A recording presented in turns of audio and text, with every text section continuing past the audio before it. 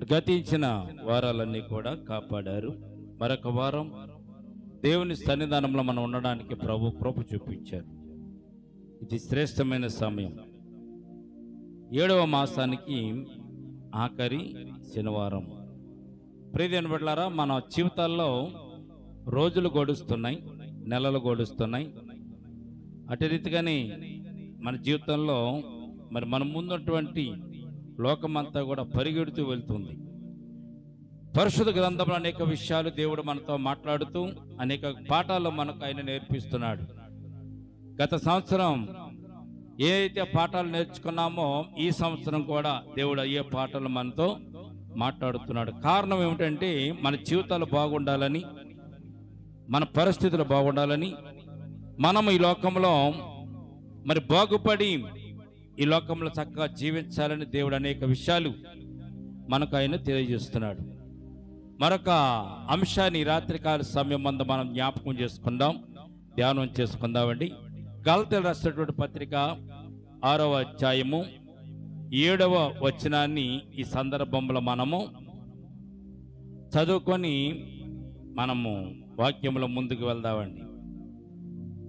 గలతీయులకు రాసినటువంటి పత్రిక అపోస్తలుడైన పౌలు గారు గలతీయులో ఉన్నటువంటి సంఘానికి రాసినటువంటి పత్రిక 6వ అధ్యాయము 7వ వచనం చదువుతున్నారు. జాగ్రత్తగా వినాలని ప్రేమపూర్వక మీకు తెలియజేసి చదవండి అమ్మా. మోసపోకుడి, దేవుడు వెక్కిరింపబడడు, మనుష్యుడు ఏమి విత్తునో ఆ పంటనే కోయును. చాలండి, చిన్న ప్రార్థన చేద్దాం. ప్రేమల తండ్రి, కృపల దేవందమునైనా ఇంతవరకునైనా పాటలు ఎందుకు తోడుకున్నారు, వాక్య భాగంలో కూడా మీరే మాకు తోడుగుండండి. చదవబడినటువంటి వాక్యాన్ని విరిచి వడ్డించండి. కూడి వచ్చిన ప్రతి ఒక్క బిడ్డ వెనకాల చెవులు, గ్రంపగల హృదయం, అంగీకరించే మనస్సు, ఆనందించే ఆత్మను నీ బిడ్డలకు దయచేయండి. నిలబడిన దాసుని మరుగుపరచండి. నీ దాసుని ప్రభు అరికాలు మొదలుకొని నన్నెత్త వరకు కూడా మీ స్వాధీనంలో ఉంచుకోండి. రాత్రి ప్రభువా మీ ఆత్మచేత నీ బిడ్డల మనం అందరితో మాట్లాడమని యేసయ్య ఉన్నతమైన పరిశుద్ధ నామమును ప్రార్థించి మిక్కిలి వినయముతో బ్రతిమలాడి వేడుకుంటున్నాము తండ్రి, ఆమేన్. ప్రియమైన బిడ్డలారా, యేసుక్రీస్తు ప్రభువారు అనేక విషయాలు ఆయన బ్రతుకుండగా మరి శిష్యులకు బోధించారు. ఆ శిష్యులు యేసు ప్రభువారు ఈ లోకంలో తన పరిచర్య ముగించుకొని, తన జీవితాన్ని ముగించుకొని 33.5 సంవత్సరాలు జీవించి అయినా 3.5 సంవత్సరాలు సువార్తను ప్రకటించి 12 మంది శిష్యులను ఏర్పాటు చేసుకున్నాడు. ఆ 12 మంది శిష్యులలో కాక అపోస్తలుడైన పౌలు గారు కూడా దేవుని సువార్తను ప్రకటించడానికి ఆయన తన్ను తాను అర్పించుకుని దేవుని చేత ఏర్పాటు చేయబడినటువంటి వ్యక్తి అపోస్తలుడైన పౌలు గారు. జ్ఞాపకం చేసుకుందాం. అపోస్తలుడైన పౌలు మొట్టమొదటిగా విశ్వాసి కాదు. అపోస్తలుడైన పౌలు మొట్టమొదటిగా అన్యుడు. దేవుడంటే ఇష్టం కానివాడు, దేవుడంటే ప్రేమ లేనివాడు, దేవుని ప్రజలంటే ఇష్టం లేకుండా వారిని సంపాలని, వారిని హింసించాలని ఆలోచన చేసేటువంటి వ్యక్తి అపోస్తలుడైన పౌలు సౌలుగా ఉన్నప్పుడు తన పూర్వకాలపు జీవితంలో. అయితే దేవుడు ఏర్పాటు చేసుకున్నాడు. ఆ సౌలును పౌలుగా మార్చి దేవుని కొరకు తన జీవితాన్ని అంకితం చేసేలాగా దేవుడు మలుచుకున్నాడు. మలిసిన తర్వాత ఆ పౌలు గారు అనేకమైన పత్రికలు రాశాడు. అనేకమైన పత్రికలు రాశారు. అపోస్తలుడైన పౌలు రాసిన పత్రికలు 14 పత్రికలైనా సుమారుగా వ్రాసినట్టుగా మనం చూస్తున్నాం. సంఘాలకైన పత్రికలు రాశాడు. మానవులమైన మనము, విశ్వాసమైన మనము లోకాన్ని అలాగే దేవుని బిడ్డలను వేరు చేస్తూ ఎలా జీవించాలో మనము ఆ జీవితాల గురించి అపోస్తలుడైన పౌలు గారు చాలా విషయాలు మనకు నేర్పించారు. ఈ పత్రికలు చదువుతున్నప్పుడు మనకు చాలా విషయాలు అపోస్తలుడైన పౌలు గారు రాసినటువంటి ఆ యొక్క గ్రంథాలలో పత్రికలు ఉన్నటువంటి విశేషాలు మనకు అర్థమవుతాయి. అటువంటి పత్రిక ఇది. అపోస్తలుడైన పౌలు రాసినటువంటి గలతీయులకు రాసినటువంటి పత్రిక 6వ అధ్యాయము 7వ వచనం మనం చదువుకున్నాం. ఆయన చెప్తున్నారు, ఆయన పౌలు గారు చెప్తున్న మాట ఏంటో తెలుసండి. మోసపోకుడి, దేవుడు వెక్కిరింపబడడు. ఈ రాయబడిన మాట ఏంటండి? మోసపోకుడి, దేవుడు వెక్కిరింపబడడు. ఎందుకు దేవుడు వెక్కిరింపబడ్డు? ఆయన దేవుడు కనుక. ఆయన అబద్ధం ఆడేవాడు కాదు, మోసం చేసేవాడు కాదు. ఆయన వెక్కిరింపబడేటటువంటి కార్యములు కూడా ఆయన చేయడు అనే సత్యాన్ని పౌలు గారు మనకి ఇక్కడ తెలియజేస్తారు. ఎందుకు దేవుడు వెక్కిరింపబడ్డు? తన తర్వాత వచ్చిన చూడండి, మనుష్యుడు ఏమి విత్తును ఆ పంటనే కోయును. దేవునికి స్తోత్రం కలుగును గాక. మత్తయి రాసిన సువార్త 13వ అధ్యాయంలో ఈ విత్తనాల ఉపమానం దేవుడు చెప్పాడు. ఆ రోజు యేసుక్రీస్తు ప్రభువారు కొండ మీద ప్రసంగంలో విత్తనాల ఉపమానం చెప్పాడు. ఆయన ఆ విత్తనాల ఉపమానం చెప్పినప్పుడు మనం చూసినట్లయితే చాలా విషయాలు ఆయన చెప్పాడు. అక్కడ మంచి విత్తనాల గురించి, చెడ్డ విత్తనాల గురించి, రాతి పక్కన పడ్డ విత్తనాల గురించి, ముళ్ళ పొదలో పడ్డ విత్తనాల గురించి యేసుక్రీస్తు ప్రభువారు అక్కడ విత్తనాల ఉపమానం చెప్పారు. ఏ విత్తనం ఎక్కడ పడితే బాగా ఫలిస్తుందని చెప్పి దేవుడు యేసుక్రీస్తు ప్రభువారు ఆ రోజున ఆయన బోధించారు. బోధలో మనకు తెలియజేశారు. అది కూడా ఒక గొప్ప పాఠమే. ఈ రోజున అపోస్తలుడైన పౌలు గారు కూడా ఒక పాఠాన్ని మనకు నేర్పించాలనుకుంటున్నాడు. మనం బాగుండాలంటే, మనం ఆస్వాదింపబడాలంటే, మనం దీవింపబడాలంటే ప్రియమైన బిడ్డలారా, మన జీవితంలో దేవుడు చెప్పేటటువంటి పాఠాలు, అంటే బైబిల్ చెప్పేటటువంటి పాఠాలు, దేవుని వాక్యము చెప్పేటటువంటి ప్రతి పాఠాన్ని కూడా మనము అర్థం చేసుకుంటూ గమనించుకుంటూ దాని ప్రకారం నడిస్తే మన జీవితాలు బాగుంటాయని సత్యాన్ని పరిశుద్ధ గ్రంథం మనకు తెలియజేయబడుతుంది. ఇక్కడ చెప్తున్నటువంటి మాట మనం జ్ఞాపకం చేసుకుందాం. మనుష్యుడు ఏమి విత్తునో. మనుష్యుడు రైతులు విత్తారు, మనుషులందరూ విత్తరు కదా. రైతులు విత్తనాలు జల్లుతారు. ఇది విత్తనాలు జల్లేటువంటి సమయమే. పంట రావడానికి విత్తనాలు జల్లేటువంటి సమయం ఇదే. ఈ వర్షాకాలంలోనే విత్తనాలు జల్లుతారు. విత్తనాలు జల్లితే ఆ విత్తనాలు మొలకెత్తి పంట చేతికి రావడానికి 6 నెలల టైము పడుతుంది. కనుక విత్తనాలు జల్లేటువంటి సమయం ఇది కూడా.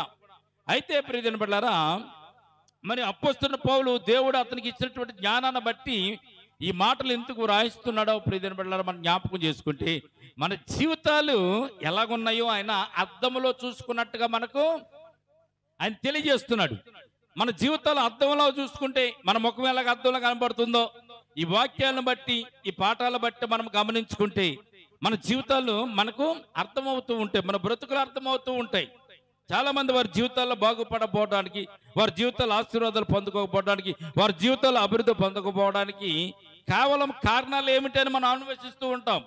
పడిపోయినప్పుడు, తప్పిపోయినప్పుడు, కింద పడి దెబ్బ తగిలినప్పుడు ఎందుకు మనకు దెబ్బ తగిలిందో ఆలోచన చేస్తూ ఉంటాం.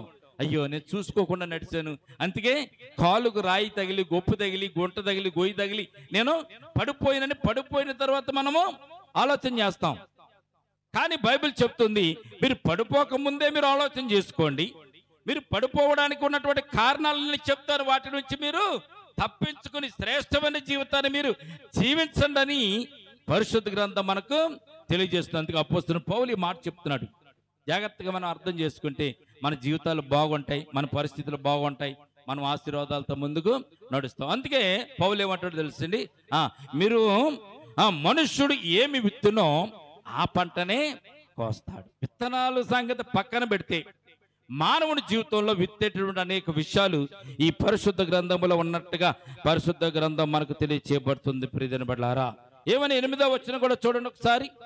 8వ వచనం కూడా చూస్తే ఎందుకు పౌలు గారు ఈ మాట అన్నాడో మనకు అర్థం అవుతుంది. 8వ వచనం చూడండి.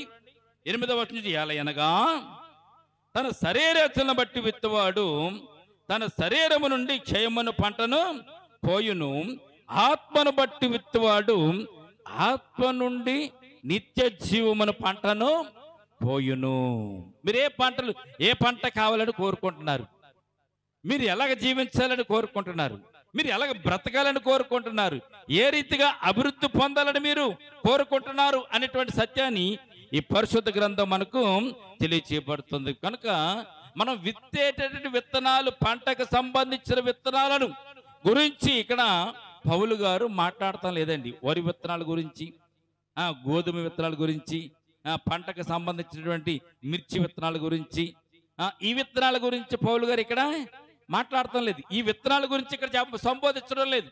ఇక్కడ చెప్పబడేటువంటి విత్తనాలు ఏంటో తెలిసింది.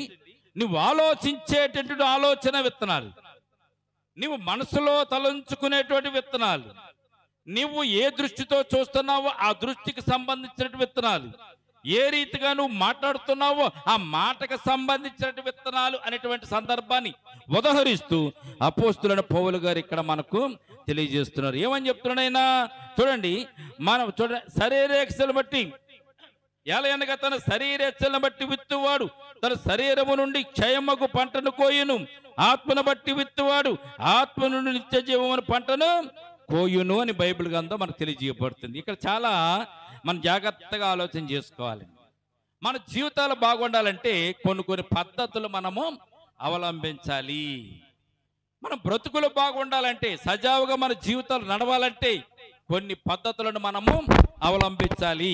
ఆ అవలంబించవలసిన పద్ధతులను పరిశుద్ధ గ్రంథం మనకు రాస్తున్నాడు. ప్రియమైన బిడ్డలారా, ఏంటో రాసేవిటంటే గల్తీ రాసిన పత్రికలోనే మనం ఒక మాట మనం చూస్తామండి. చూడండి, 5వ అధ్యాయము 19వ వచనం. శరీర కార్యములు అంటే ఏమిటి, ఆత్మీయ కార్యములు ఫలాలంటే ఏమిటో ఈ గల్తీ రాసిన పత్రిక మనకు చాలా చక్కగా అర్థమయ్యే రీతిలో మనకు తెలియజేస్తుంది. చూడండి, 5వ అధ్యాయము 19వ వచనం నుంచి 21వ వచనం వరకు కలిపే ఉంటుంది కనుక 19వ వచనం మనం చూస్తే ఇక్కడ శరీర కార్యములు ఏంటో మనం చూడగలుగుతున్నాం. చూడండి, శరీర కార్యములు స్పష్టమై ఉన్నవి.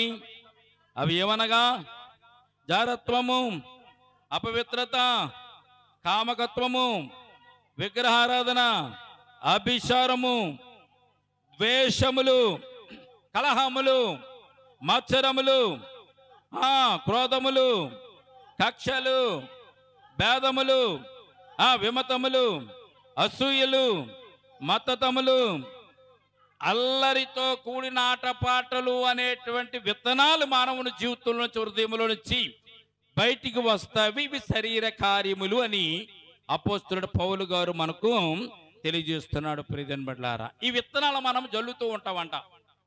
చూడండి, ఒక విషయం జ్ఞాపకం చేస్తాం. యేసుక్రీస్తు ప్రభువారు చెప్పిన మాట, నీవు ఎదుటి వారిని ప్రేమిస్తే ఎదుటి వారు కూడా నిన్ను ప్రేమిస్తారు.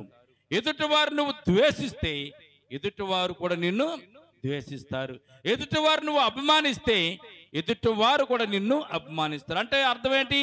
నువ్వు ప్రేమ అనే విత్తనాలు జల్లుకుంటూ వెళ్తుంటే నీ జీవితంలో, నీ బ్రతుకులో పొరుగు వారి ఎడలు కానీ, ఇంట్లో వారి ఎడలు కానీ, బంధువుల ఎడలు కానీ, స్నేహితుల ఎడలు కానీ, కుటుంబీకుల ఎడలు కానీ, భార్యాభర్తల ఎడలు కానీ మీరు ప్రేమ అనేటువంటి విత్తనాలు జల్లుకుంటూ వెళ్తూ ఉంటే అవి మొలకెత్తి పెద్దవై ఏం చేస్తాయో తెలిసినవి ప్రేమ అనేటువంటి పంటను నీకు ఇస్తాయి అని సత్యాన్ని అపోస్తలుడైన పౌలు తెలియజేస్తున్నాడు. దేవునికి స్తోత్రం కలుగునుగాక.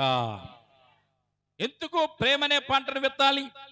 మనల్ని ఎవరన్నా ప్రేమించాలని మనం అనుకున్నప్పుడు మనము కూడా ఇతరులను మనం ప్రేమించేవారుగా ఉండాలి. యేసుక్రీస్తు ప్రభువారు అదే అంటారు, ఇతరులు నిన్ను ఎలాగా ప్రేమించాలని అనుకుంటావో, అభిమానించాలనుకుంటావో, వారు నిన్ను దీవించాలని అనుకుంటావో, మొట్టమొదటిగా నీవు అలాగా నడుచుకో అన్నాడు యేసుక్రీస్తు ప్రభువారు.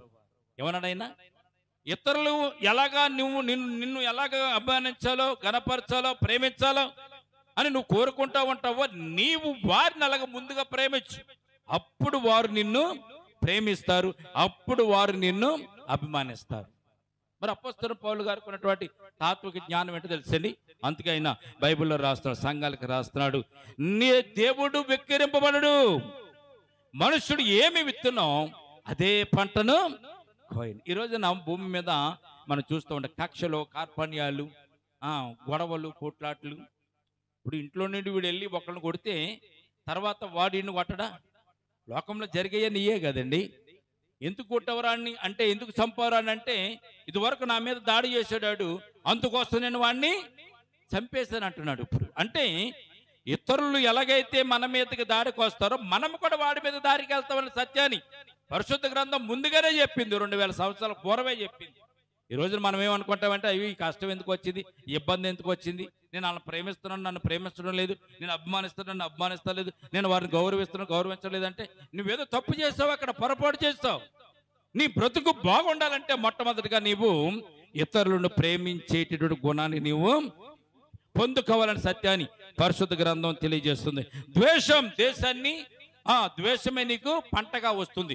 నువ్వు ఇతరులను ద్వేషించినప్పుడు ఇతరులు కూడా నిన్ను ద్వేషిస్తూ ఉంటారు. ఇతరులు నువ్వు పగబట్టావు అనుకో, వారు కూడా నీ మీద పగబడతారు. స్నేహితుల మధ్య ఉండేది ఏంటి? ఇద్దరు స్నేహితుల మధ్య ఏముంటుంది? ప్రేమే ఉంటుంది. ఇద్దరు స్నేహితుల మధ్య ప్రేమ ఉంటుంది. ఆ ఇద్దరు స్నేహితుల మధ్య కూడా ప్రేమ పోయి పగ కనుక వచ్చింది అనుకోండి, ఎలాగుంటుంది తెలుసా? ఎంతగా ప్రేమించి ఎంతగా కలిసిమెలిసి ఉండి చూసేవారు ఏమంటా తెలుసా, అబ్బా వాళ్ళ మధ్యలో ఇసుకేసిన కానీ రాలేదండి, అంత దగ్గరగా. అంటే ఎటువంటి ప్రేమ అంటారు అది? కలిసిమెలిసి జీవించేటటువంటి ప్రేమ. ఎక్కడికన్నా వెళ్ళినా ఇద్దరు వెళ్తా ఉంటారు. చూసారో లేదో మీరు, పల్లెటూరులో బాగుంటుంది ఇది. మన పట్టణాల్లో అంతా కలిగుడిగా ఉండేటువంటి వారు ఉండరు, కానీ పట్టణాల్లో అయితే ఇలాగే ఉంటారు. పనికి వెళ్ళినా ఇద్దరు వెళ్తారు, ఎక్కడికైనా షాపింగ్కి వెళ్ళిన ఇద్దరు వెళ్తూ ఉంటారు, ఊరు వెళ్ళిన ఇద్దరు వెళ్తూ ఉంటారు. ఏ పని ఉన్నా ఒకరికి అవసరమైన పని కోసం వాళ్ళు వెళ్తుంటే వారితో పాటు వీళ్ళు కూడా వెళ్ళేవారు ఉంటారు. అది ప్రేమలో ఉన్నటువంటి మాధుర్యం. అయితే వారిద్దరి మధ్య చిన్న తగాదా వచ్చి గొడవ వచ్చింది అనుకోండి, వారు ఒకరికొకరు ప్రేమ ఇచ్చిపుచ్చుకునేటప్పుడు ప్రేమతో జీవించారు. వారి మధ్యలో చిన్న పగ వచ్చింది అనుకోండి, పగ వస్తే ఆవిడ అటు వెళ్తుంటే ఈవిడ ఇటు వెళ్తూ ఉంటుంది. మొన్నటిదాకా కలిసిమెలిసి ఉన్నారు కదరా, ఇప్పుడు ఏమైపోయింది, పగ వచ్చేసింది. వారు ప్రేమను చూపించుకున్నంత సేపు కూడా ప్రేమగానే జీవించారు. ఎప్పుడైతే వారి మధ్య పగ వచ్చిందో ఆ పగ వారిని విడదీసింది. ఒక్కరికొకరు పగ పెంచేసుకుని వాడి మాట చెప్తే చాలు సీమలో జర్లు పాకినట్టు ఉన్నాయి అన్నట్టుగా బిహేవ్ చేస్తూ ఉంటారు. అందుకే దేవుడు చెప్పాడు, దేవుడు వెక్కిరింపబడడు. నువ్వేదో అనుకుంటున్నావు ఇదంతా దేవుడు చేశాడు అనుకుంటున్నా, అన్ని దేవుడు చేయడండి, అన్ని దేవుడు చేయడు.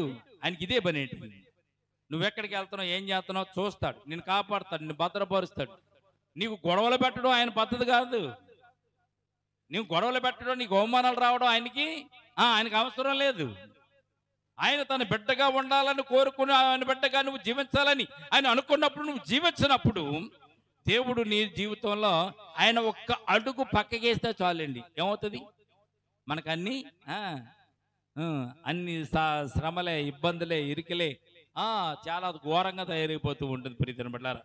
కనుక దేవుడు విక్కరింపబడి మనుషుడు ఏమి విత్తనో ఆ పంటనే కోయను. అందుకే ఈ పరిశుద్ధ గ్రంథంలో గలతీ రాసిన పత్రికలో మనం చూస్తున్నాం. చూడండి జారత్వం, అపవిత్రత, అలాగే కామకత్వం, విగ్రహారాధన, అభిచారం, దేశములు, కలహాలు, మత్సరాలు, క్రోధములు, కక్షలు, భేదములు, విమతములు, అసూయలు, మత్తతలు, అల్లరితో కూడిన ఆటపాటలు, ఇవేమన్నా మీ జీవితంలో నుంచి మీరు బయటికి గనక పంపించగలిగితే, మీరు వీటిని గనక విత్తగలిగితే, అంటే విత్తడం అంటే మీ హృదయంలో ఇవి పుట్టినప్పుడు ఇతరుల వాళ్ళ మీద వాటిని ప్రయోగిస్తారు. మీరు అబద్ధమాడేవారు, మోసం చేసేవారు భూమి మీద లేరా? కలహాలు పెట్టేవారు లేరా? మత్సరాలు చేసేవారు లేరా? ఎదుటివారు నువ్వు దూషించినప్పుడు, ఎదుటివారిని నువ్వు అవమానించినప్పుడు వారు కూడా నేను అవమానిస్తారు. అందుకే దేవుడు చెప్పాడు, నువ్వు ప్రేమను ఎదుటి వారి ఎడల చూపించినట్లయితే ఆ ప్రేమను వారు నీ మీద చూపిస్తారు. అందుకే దేవుడు విక్కరింపబడ్డని టైటిల్ పెట్టాడు ఇక్కడ అపోస్తలుడైన పౌలు గారు. ఏం టైటిల్ అన్నది? దేవుడు విక్కరింపబడ్డ మోసపోకడి. ఎందుకు మోసపోకడు అన్నాడు దేవుడు చెప్పండి?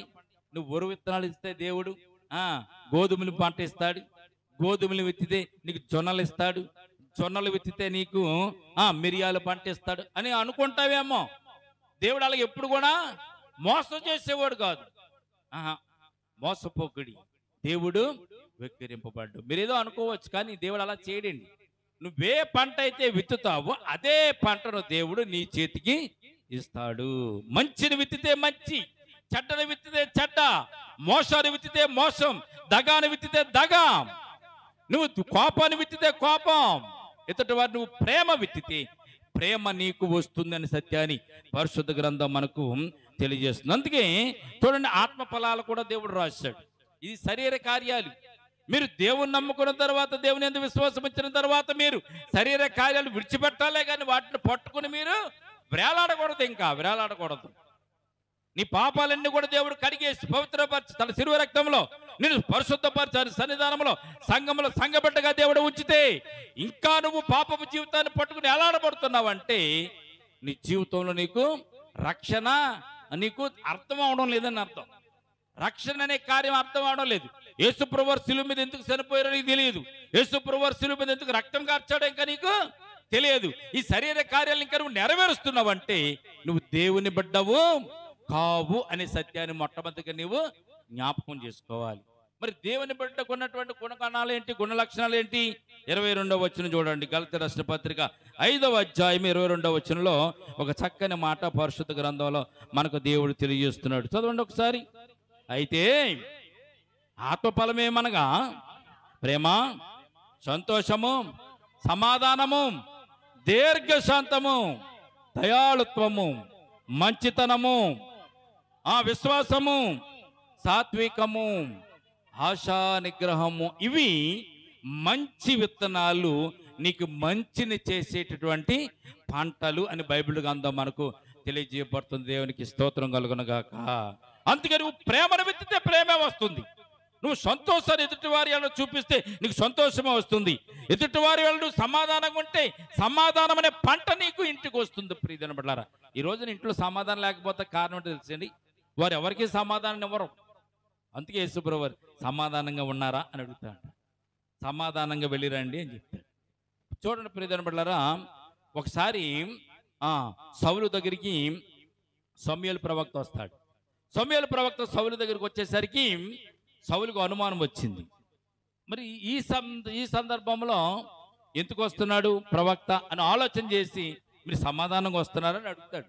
అంటే ఇతరుల వారికి మనం సమాధానం ఇస్తే మనకు కూడా సమాధానమే వస్తుందని సత్యాన్ని పరిశుద్ధ గ్రంథం మనకు తెలియజేయబడుతుంది. దీర్ఘశాంతము, ఎదుటి వారి ఎడల నువ్వు దీర్ఘశాంతాన్ని కనుపరిస్తే నీ ఎడల కూడా వారు దీర్ఘశాంతాన్ని కనుపరుస్తారు. దీర్ఘశాంతం అంటే అర్థం ఏంటో తెలుసండి. మనకు దీర్ఘశాంతం ఎక్కడ కనబడుతుంది చెప్పండి. మనం ఎవరి దగ్గర అప్పు తీసుకున్నాం అనుకోండి, అప్పు చెల్లించలేదు అనుకోండి, వాడు వచ్చి మనల్ని అంతమంది టార్చర్ పెడుతూ ఉంటాడు. అప్పుడు మనం అంటే కొద్దిగా ఓర్చుకోండి, కొద్ది శాంతం ఓర్చుకోండి, ఇస్తాను, ఇవ్వకుండా మానేను అని చెప్తాను. ఎదుటి వారి వల్ల మనం అటువంటి దీర్ఘశాంతాన్ని కనుక మనం చూపించగలిగితే, యేసుప్రభువు వారు దీని గురించి చాలా మంచి మంచి ఉపమానాలు చెప్పాడు. చెప్పాడు, ఒక ధనవంతుడి దగ్గర ఇద్దరు డబ్బులు తీసుకుని ఇవ్వలేకపోయారంట. ఇవ్వలేకపోయినప్పుడు ఒకడు 100 దేనారాలు, ఒకడు 500 దేనారాలు. 500 దేనారాలు ఇవ్వని వాడిని ఏం చేశారండి, 100 దేనారాలు ఇవ్వని వాడిని క్షమించాడు ఆ ధనవంతుడు. వీడు వెళ్ళి 5 దేనారాలు అప్పు ఉన్నవాడిని క్షమించలేకపోయాడు. అదేంటి, 100 దేనారాలు క్షమింపబడ్డాయి కదా, 500 దేనారాలు బాకీ ఉన్నవాడిని క్షమించవచ్చు కదా, వీడు క్షమించలేదు. ఈ 500 దేనారాలు ఉన్నవాడిని తీసుకుని వెళ్ళి చెరసాల్లో పెడితే అది ధనవంతుడు అధికారి ఏం చేశాడంటే తీసుకొచ్చి వీడు 100 దేనారాలు అప్పు తీర్చేంత వరకు చెరసాలలో పెట్టించాడంట. అంటే నువ్వు ఏమి విత్తుతావు అదే పంటను నువ్వు క్షమింపబడ్డావు, నీకంటే చిన్న అప్పు చేసిన వాడిని నువ్వు క్షమించాలని యేసుప్రభువు చక్కని ఉదాహరణ మనకు తెలియజేస్తారు. ప్రియమైన బిడ్డలారా, అందుకే ఇక్కడ మనం జ్ఞాపకం చేసుకోవాలండి. దీర్ఘశాంతం ఎక్కడ ఉంటుంది అంటే, అప్పులు తీసుకున్నప్పుడు అప్పులోడు మన మీద దీర్ఘశాంతం చూపించాలనుకోండి, మనం ఏం చేయాలి, ఎదుటి వారి ఎడల మనం శాంతంగా ఉండాలి. మనకు 10 రూపాయలు అప్పు ఉన్నవాడిని మనం ఇబ్బంది పెట్టకూడదు, 100 రూపాయలు అప్పు ఉన్నవాడిని ఇబ్బంది పెట్టకూడదు. అలాగే ఇబ్బంది పెట్టకుండా ఉంటే మనం 1,00,000 రూపాయలు అప్పు ఉన్నవాడు కూడా మనల్ని ఇబ్బంది పెట్టడు. దీర్ఘశాంతము, ఆ దీర్ఘశాంతాన్ని యేసుక్రీస్తు ప్రభువారు మన ఎడల ఆయన కలిగి ఉన్నారు. ఎలాగ దీర్ఘశాంతము, ఇంకా మనం పాపులమని తెలుసుకోనా, మన కొరకు మంచైనా చెడ్డైనా మనం చేయకముందే ఏం చేశారు తెలుసండి, పుట్టి పెరగక ముందే వారి రక్షణ కోసం యేసుక్రీస్తు ప్రభువారు సిలువలో ఆయన మరణించాడు. ఆయన దీర్ఘశాంతాన్ని మన ఎడల ఎప్పుడు కూడా మనల్ని క్షమించడానికి ఆయన ఇష్టపడుతున్నాడండి.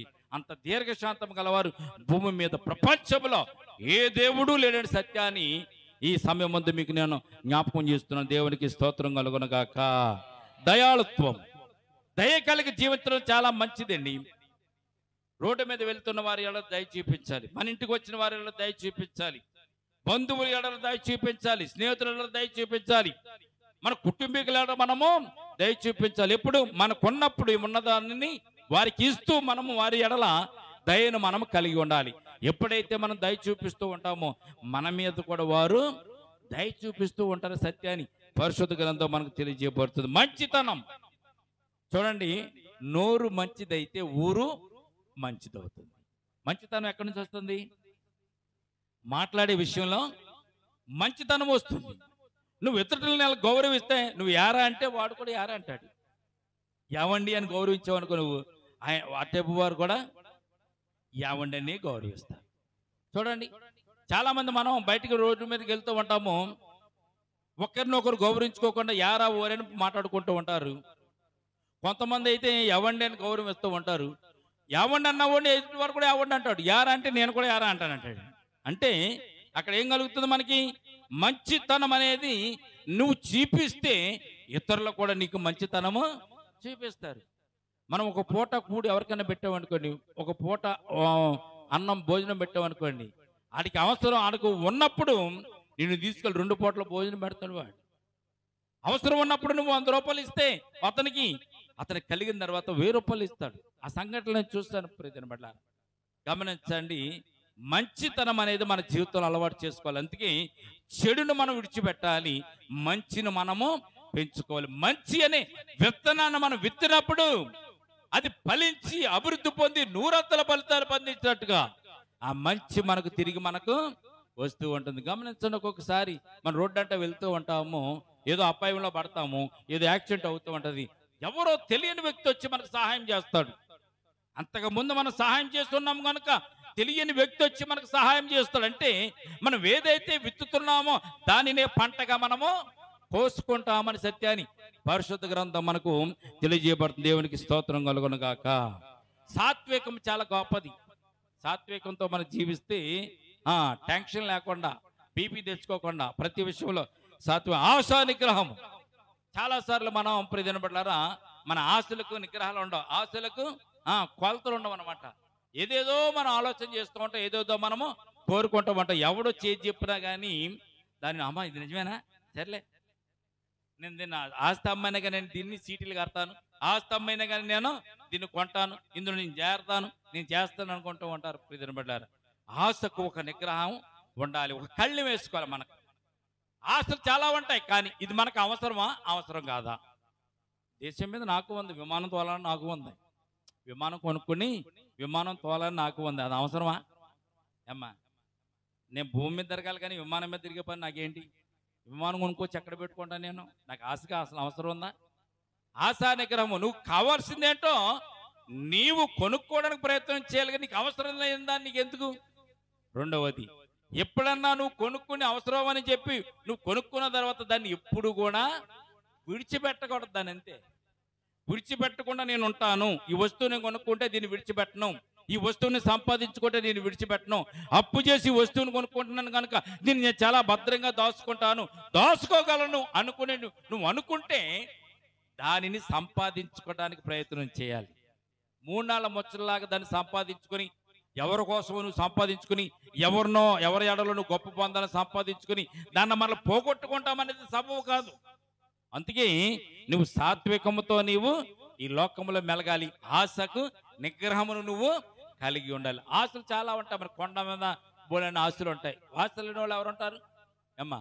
కానీ వాటిని కూడా మనమే ఏం చేసుకోవాలి తెలుసని, ఆ ఆశని విత్తనాలను చాలా బాగా ఫలించేలాగా చేసుకోవాలంటే మనకి ఏది అవసరం, ఈ రోజుకి ఏది అవసరం, రేపటికి ఏది అవసరం, ఈ నెలకి మనకి ఏది అవసరం, అవసరమును బట్టే మనం ముందుకెళ్ళాలి, కానీ అనవసర విషయాలలో మనము జోక్యము చేసుకోకూడదు. అందుకే అపొస్తలుని పోలే అంత చక్కని మాట చెప్తున్నాడు, దేవుడు వెక్కిరింపబడు మోసపోకుడి. మీరు మోసపోతున్నారు, దేవుడు చెప్పేది వేరు, మీరు చేసేది వేరు, అందుకే మీరు మోసపోతున్నారు, మీరు దగా పాలవుతున్నారు.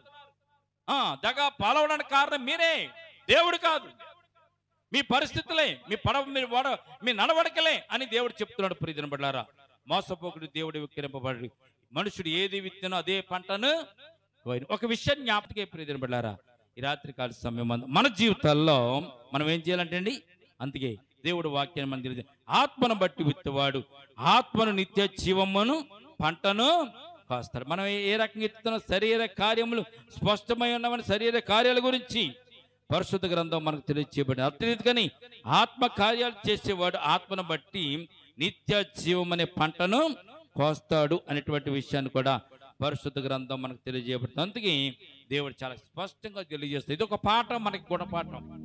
ప్రేమను విత్తితే ప్రేమ అనే పంట కోస్తాము, మంచిని విత్తితే మంచి అనేటువంటి పంటని మనము కోస్తాం. మనం ఏ విత్తనాలు విత్తుతున్నామో మనం జాగ్రత్తగా జ్ఞాపకం చేసుకుని మన జీవితంలో దేవుడు ఆశీర్వదించబడేటువంటి బిడ్డలుగా ఈ లోకంలో ఉండాలని పరిశుద్ధాత్మ దేవుడు మనకు తెలియజేస్తున్నాడు. ఈ రాత్రి మనకి ఇది ఒక గుణపాఠం.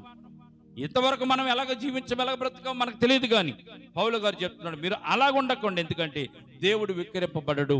నువ్వు మనుషుడు ఏమి విత్తునో ఆ పంటనే కోస్తాడు. ప్రేమను విత్తితే ప్రేమ, ద్వేషాన్ని విత్తితే ద్వేషం, కోపాన్ని విత్తితే కోపం, అసూయ విత్తితే అసూయ, అటువంటి పంటలు నువ్వు కోస్తావు. కానీ నువ్వు ప్రేమను విత్తు కనుక ప్రేమనే పంట నువ్వు కోస్తావు. ఆశీర్వాదాలు అనేటువంటి విత్తనాలు విత్తు, ఆశీర్వాదాలు నీకు కలుగుతాయి అని పౌలు గారు మనకు తెలియజేస్తారు. ఈ పాఠం మన జీవితంలో అద్భుతంగా ఫలించి అభివృద్ధి పొందినట్లుగా అటు రీతిగా మన జీవితం అంతా కూడా ప్రేమను కలిగి ప్రేమమయమై మనం ఈ లోకంలో జీవించాడు. యేసుక్రీస్తు ప్రభు ఒక మాట అన్నాడు, ఆజ్ఞలన్నీ నువ్వు నెరవేర్చకపోతే అన్నిటికంటే ముఖ్యమైనది అవసరమైనది నిన్ను వలె నీ పొరుగు వారిని ప్రేమించటం అన్నాడు దేవుడు.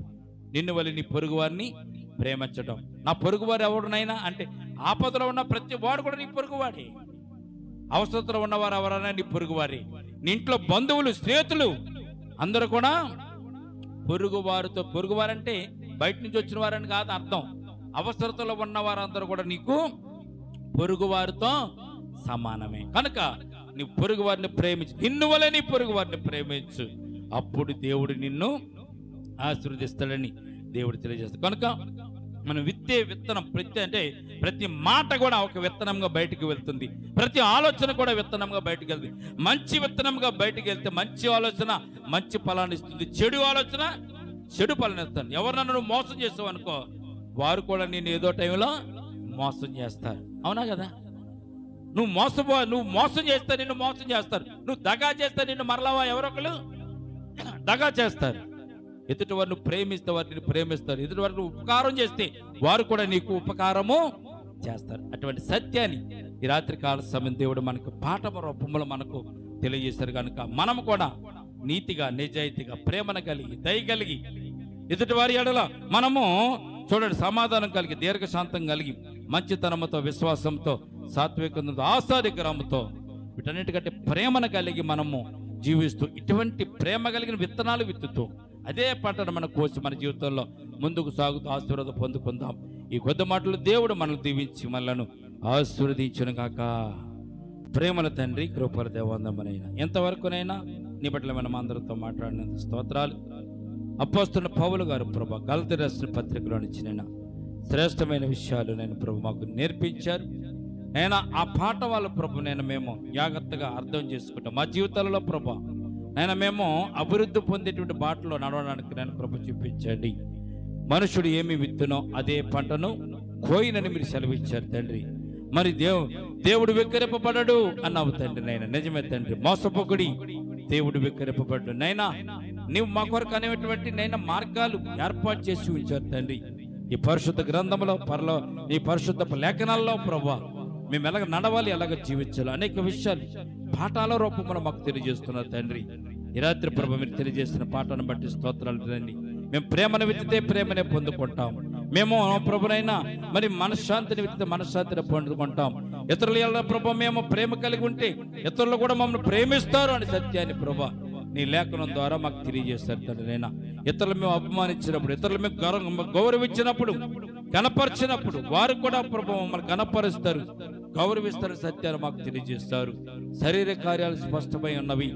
దేవుని నమ్మినటువంటి బిడ్డలు, రక్షణ పొందిన బిడ్డలు, మారు మనసు పొందిన బిడ్డలు శరీర కార్యాలు విడిచిపెట్టాలి, ఆత్మీయ ఫలాలలో వారు అభివృద్ధి పొందాలి అని సత్యాన్ని ఈ రాత్రి మాకు తెలియజేస్తారు తండ్రి.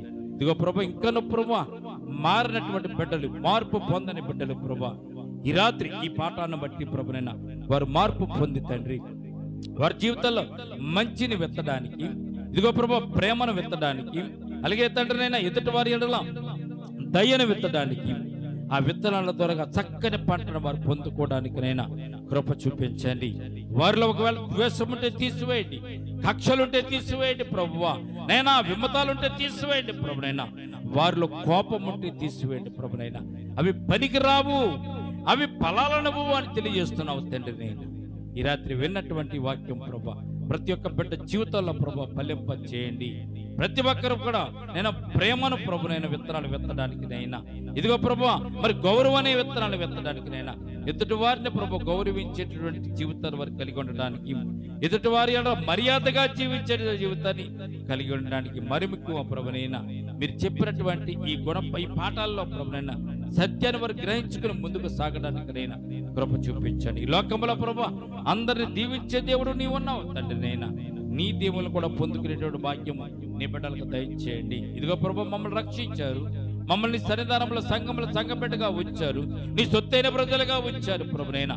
ఈ లోకంలో విడిచిన తర్వాత నీ రాజ్యంలో మేము ఉండాలని మీరు ఆశపడుతున్నారు కనుక నీ రాజ్యంలో మేము ప్రవేశించేంత వరకునైనా, నీ రాజ్యంలో మేము అడుగు పెట్టేంత వరకు కూడా ప్రభువా ఈ లోకంలో ప్రభునైనా ప్రేమ కలిగి జీవించడానికి, దయ కలిగి జీవించడానికినైనా, ఇతరులను ప్రభునైనా గౌరవించేలాగా జీవించడానికినైనా, అట్టి గౌరవప్రదమైనటువంటి జీవితాన్ని జీవించడానికినైనా నీ కృప నీ బిడ్డలకు దయచేయమని ఎంతవరకు నన్ను కూడుకులండి మాతో మాటలను స్తోత్రాలు చెల్లించుకుంటూ వచ్చిన ప్రతి ఒక్క బిడ్డను జ్ఞాపకం చేసుకోండి ప్రభా.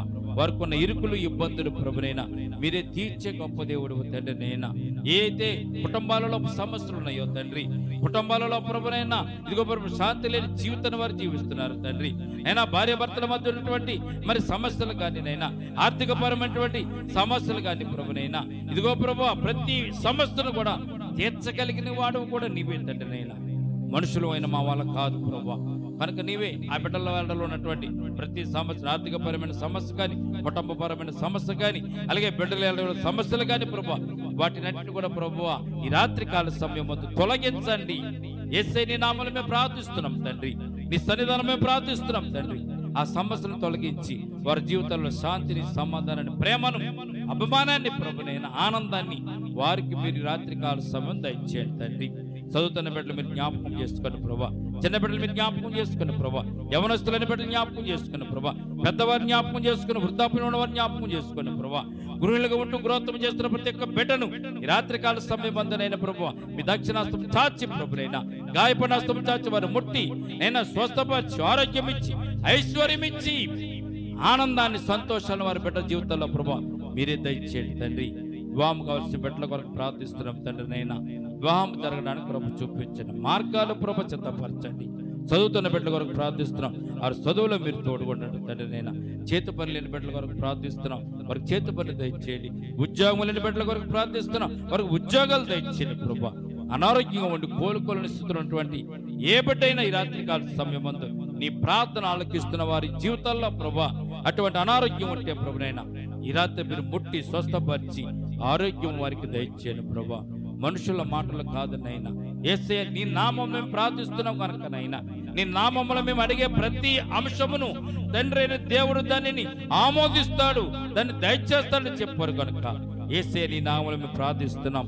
ఆ తండ్రి నేను ప్రభా మా ప్రార్థన ఈ రాత్రి కాలం ఆలకించలాగిన నీ కృప చూపించండి. కూడి వచ్చిన సంఘాన్ని, సంఘ బిడ్డలు జ్ఞాపకం చేస్తూ మా చుట్టుపక్కల ప్రతి ఇంటిని, ప్రతి గృహాన్ని కూడా జ్ఞాపకం చేసుకున్న ప్రభా వారికి ఉన్న ఇరుకులు, ఇబ్బందులు ఇచ్చే వారిని కూడా తప్పించండి. మరి మీకు ప్రభునైనా మేము వర్షాకాలంలో ప్రవేశించాం తండ్రి, వర్షాకాలంలో వెళ్తున్నాం తండ్రి. గత వారం అంతా నేను వర్షాభావంతో దేశాలు, ప్రపంచాలు ప్రభు, అలాగే నేను ప్రభు ఊర్లే కూడా ప్రభు జలమయమైపోయింది తండ్రి. తినడానికి తిండి లేని వారు, కట్టుకోవడానికి బట్టలు లేని, వస్త్రాలు లేని వారు, తాగడానికి నీళ్లు లేని వారు కూడా ఉన్నారు తండ్రి. నైనా ఇదిగో ప్రభునైనా వారందరికీ సకాలంలో ప్రభుత్వం స్పందించి వారికి సరైనటువంటి మార్గదర్శకాలు చేసి నేను ప్రభు ఆహారాన్ని, అలాగే మంచినీటిని ప్రభునైనా, వస్త్రాలను వారికి ఇచ్చేలాగా కృప చూపించండి తండ్రి. మా ముందున్నటువంటి ప్రతి కార్యక్రమాన్ని కూడా దీవించండి. రేపటి దినమైనటువంటి రీతిగా మేము కూడుకుని మిమ్మల్ని స్తుతించి మిమ్మల్ని కనపరిచేంత వరకునైనా మీ కృప కాపుదల నీ బిడ్డలు మా అందరికి తోడుగా ఉంచమని ఈ సమయం ఇంటికి వెళ్ళి చూడగా ప్రభా నీ బిడ్డల చుట్టూ మీకు కంచి వేసి కాపుదలు తెచ్చేయండి. వారి గృహాల చుట్టూ మీకు కంచి వేసి కాపుదలు తెచ్చేయండి. వారి గృహాల్లో ప్రభా మీ ఆశీర్వాదాలు ప్రభునైనా నిండుగా మెండుగా కుమ్మరించండి తండ్రి. అయినా నీ అందు ప్రేమ కలిగిన వారిని ప్రభా ప్రేమ చూపించేవారిని, దయ కలిగిన వారిని దయ చూపించేవారిని, సమాధానముగా ఉండి సమాధానం పంచిపెట్టేవారికి అటువంటి ఫలాలు ఇవ్వడానికి నువ్వు ఇష్టపడుతున్నావు తండ్రి. అటు రీతిగా వారిని కూడా ప్రభు ప్రేమతోను, దయతోను ప్రభునైనా సమాధానంతో బిడ్డలు నింపి నడిపించమని చేసిన ప్రార్థన పాదచని చేర్చుకోమని యేసయ్య ఉన్నతమైన పరిశుద్ధ నామమున ప్రార్థించి మిక్కిలి వినయముతో బ్రతుమలాడి వేడుకొంచున్నాము తండ్రి. ఆమేన్, ఆమేన్. మన తండ్రిని దేవుని ప్రేమయు, కుమారుడైన యేసుక్రీస్తు కృపయు, పరిశుద్ధాత్మని సహవాసం ఇప్పుడు ఎల్లప్పుడు ప్రభొచ్చు పర్యంతము సంగమునకును మనకును సదాకాలము తోడి నెడుగుండునుగాక. అందరం చెప్దామా? యేసు రక్తమే చేం, ప్రవేశ రక్తమే చేం, యేసు నామమున సంపూర్ణ విజయం కలుగునుగాక. ఆమేన్, ఆమేన్.